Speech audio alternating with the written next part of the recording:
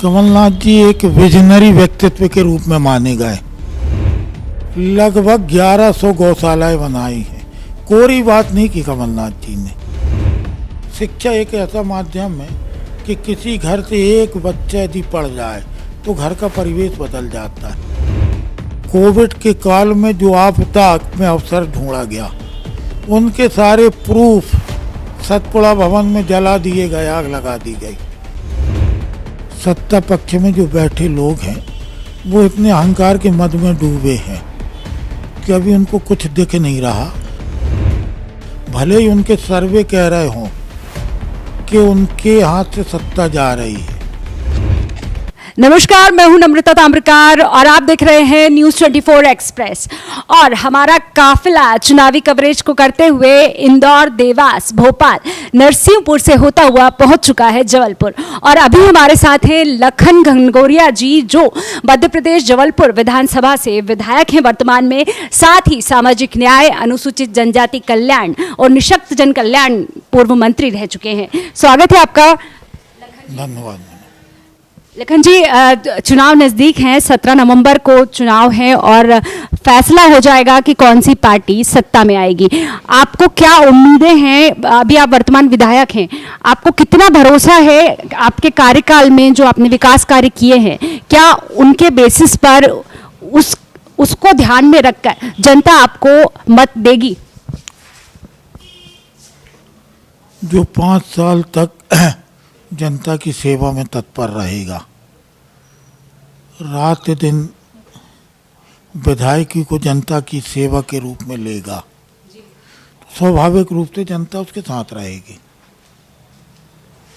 5 साल का हमारा कार्यकाल का रिपोर्ट कार्ड तो जनता देगी, लेकिन हम संतुष्ट हैं कि जब बहुत कठिन दौर था पूरी देश और दुनिया का, कोरोना काल का, तब भी हमारे क्षेत्र के जनमानस ने अब उस कठिन घड़ी में हमको अपने पास पाया। और भी बहुत से ऐसे कठिन दौर आए जिसमें हमारे क्षेत्र के जनमानस ने हमको हमेशा अपने पास पाया, अपनी सेवा में पाया। आपको क्या लगता है कि पिछला जो आपका कार्यकाल रहा है, कुछ ऐसे कार्य जो जनता चाहती है कि शीघ्र पूरे हों, या कुछ ऐसी कमियां अगर जिनको अगर आप दोबारा जीतते हैं तो आप सबसे पहले किन कार्यों को प्राथमिकता देंगे, या जो कमियां रह गई हैं वो ऐसी कौन सी चीज़ें हैं जिन्हें आप पूरा करना चाहेंगे? 15 महीने की हमारी सरकार थी, बलात् सरकार लूट ली गई, नाजायज सरकार बन गई। स्वाभाविक रूप से हम अपनी विधानसभा को एक विकसित और व्यवस्थित विधानसभा बनाना चाहते थे। हमारी प्राथमिकता भले ही पूरे प्रदेश के लिए हो, लेकिन प्राथमिकता हमारी अपने शहर के लिए और अपनी विधानसभा के लिए ज़्यादा थी। उस हिसाब से हमने काम भी किए, और जो काम किए हैं जनता के सामने है वो। मतलब आपको पूरा भरोसा है अपने कार्यकाल में किए गए कार्यों पर। कितने प्रतिशत आप उम्मीद रखते हैं कि आप ही इस बार जीतने वाले हैं और वापस सत्ता में आकर विकास कार्य करेंगे? आप यदि पूरे शहर सब जगह घूम के आए तो हमारे क्षेत्र में जरूर हम आमंत्रित करते आप घूमें और हमारे क्षेत्र के जनमानस से पूछें, तो जनमानस तय करेगा कि कितने परसेंटेज दें। मतलब ये माना जाए कि लखन घनघोरिया जी को 100% विश्वास है कि उनकी जनता उन्हें ही चुनेगी? स्वाभाविक रूप से। अच्छा, जो मध्य प्रदेश में चुनाव लड़ा जा रहा है वो कमलनाथ जी के चेहरे के साथ लड़ा जा रहा है, और जहां तक मेरी जानकारी है और जैसा कि आपका जो प्रचार माध्यम है वो मेरे हाथों में है, इसमें कई ऐसे वादे किए गए हैं जिसमें कन्याओं के जन्म से लेकर उनकी शादी तक और निःशुल्क शिक्षा और काफ़ी ऐसी घोषणाएं हैं जिनके बेसिस पर कांग्रेस सत्ता में आना चाह रही है और जो वादे जनता से कर रही है, जिसमें एक बड़ी घोषणा है कि कन्या के विवाह में 1,01,000 रुपये, साथ ही कन्याओं को आजीवन निःशुल्क शिक्षा। ये सिर्फ चुनावी प्रोपेगेंडा रह जाएगा या धरातल पर ये सारे वादे पूरे होंगे? कमलनाथ जी एक विजनरी व्यक्तित्व के रूप में माने गए पूरे देश में, और एक अच्छे मुख्यमंत्री के रूप में 15 महीने का उनका कार्यकाल था, क्योंकि मैं सामाजिक न्याय मंत्रालय की जवाबदारी कमलनाथ जी ने मुझे दी थी और एक अभिनव योजना थी उस समय, बच्चियों के विवाह की, मुख्यमंत्री कन्यादान योजना। स्वाभाविक रूप से वो परिवार जो बच्ची के हाथ पीले करने के लिए चिंतित रहता है, जिनकी आर्थिक दशाएं छिन्न भिन्न रहती है, तो कमलनाथ जी ने उस समय भी वादा किया था कि हम 26,000 से बढ़ा के 51,000 करेंगे। हमने 15 महीने की सरकार में 74,765 शादी की है 15 महीने की सरकार में, क्योंकि वो मंत्रालय मेरे पास था, और 316 करोड़ रुपया उसमें खर्च किया है। कमलनाथ जी ने यदि कहा गौशाला बनाने का, तो आप अंदाज लगाइए कि 131 करोड़ की 113 करोड़ की लागत से लगभग 1100 गौशालाएं बनाई हैं। कोरी बात नहीं की कमलनाथ जी ने। और कमलनाथ जी जब बात करते, उन्होंने कहा था कि हम किसानों का कर्जा माफ़ करेंगे 2 लाख तक का। 27 लाख के लगभग किसानों का कर्जा माफ़ कर चुके वो। बात करते हैं युवाओं की। मध्य प्रदेश की मुख्य समस्या जो है रोजगार है, और नरसिंहपुर विधानसभा क्षेत्र की बात करें या जबलपुर विधानसभा क्षेत्र की बात करें, तो जो मुख्य समस्या यहाँ का युवा कहीं ना कहीं पिछड़ा है, चाहे वो हायर एजुकेशन की बात करें या नौकरी में बात करें। तो इस क्षेत्र के लिए युवाओं के लिए क्या योजनाएं हैं, और पिछले कार्यकाल में ऐसा क्या किया गया है जिससे युवा आकर्षित हो और कांग्रेस पार्टी के साथ आए?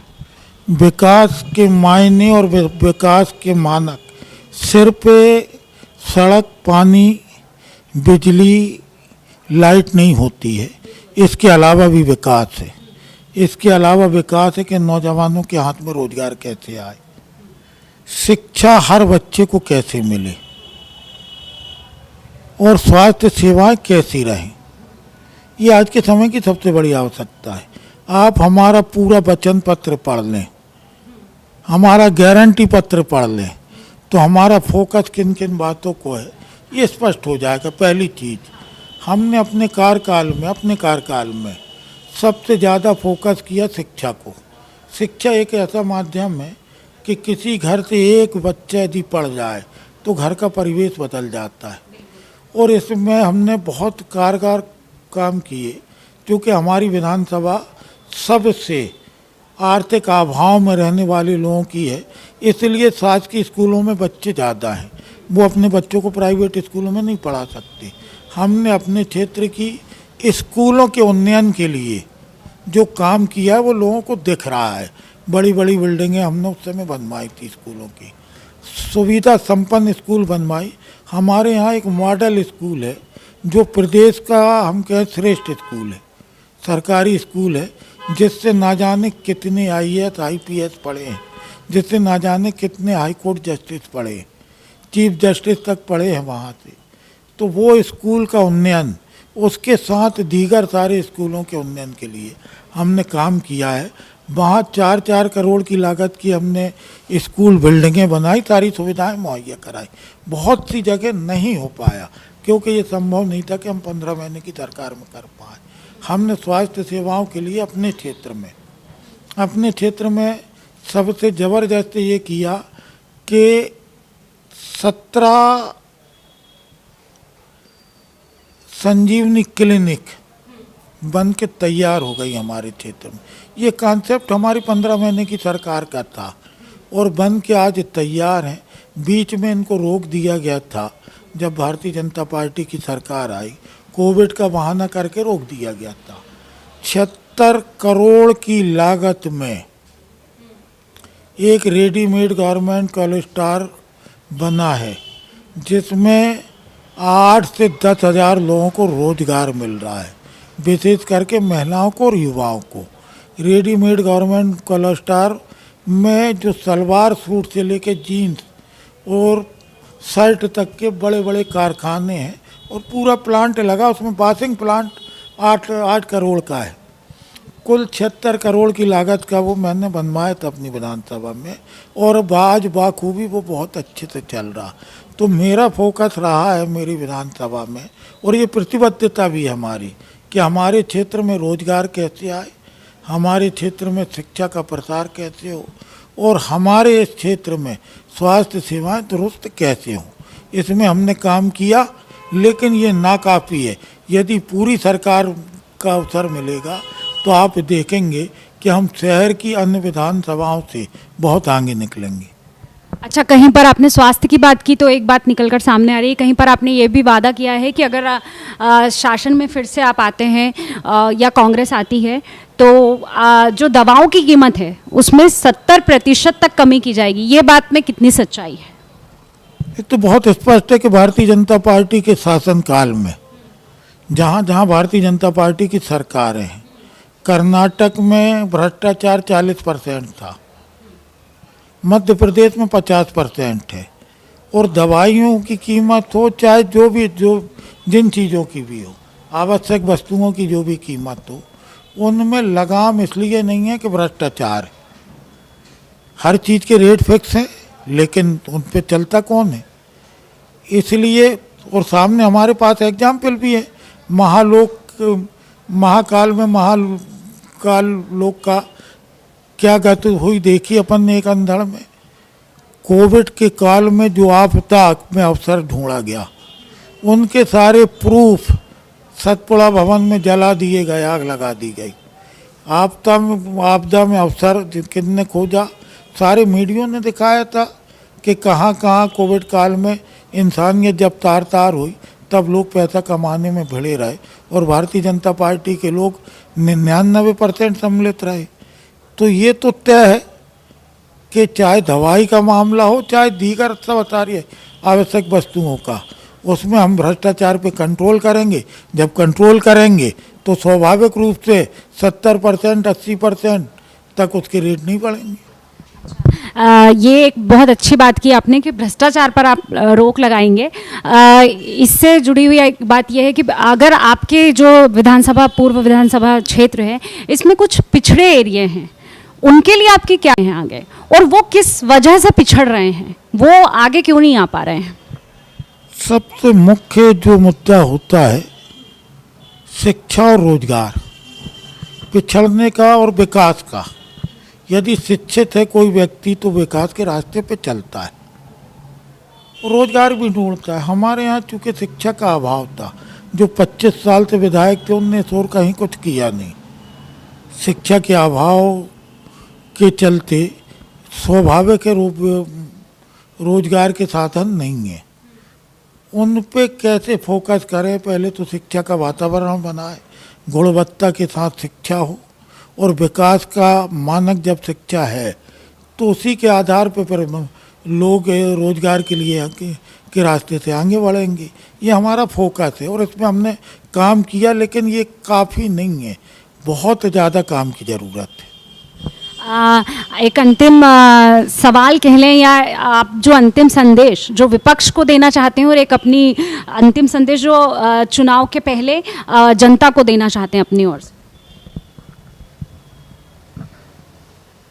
विपक्ष के लिए तो साफ शब्दों में कहना चाहता हूँ, क्योंकि विपक्ष में सत्ता पक्ष आप बोलें, विपक्ष नहीं, सत्ता पक्ष में जो बैठे लोग हैं वो इतने अहंकार के मद में डूबे हैं कि अभी उनको कुछ दिख नहीं रहा।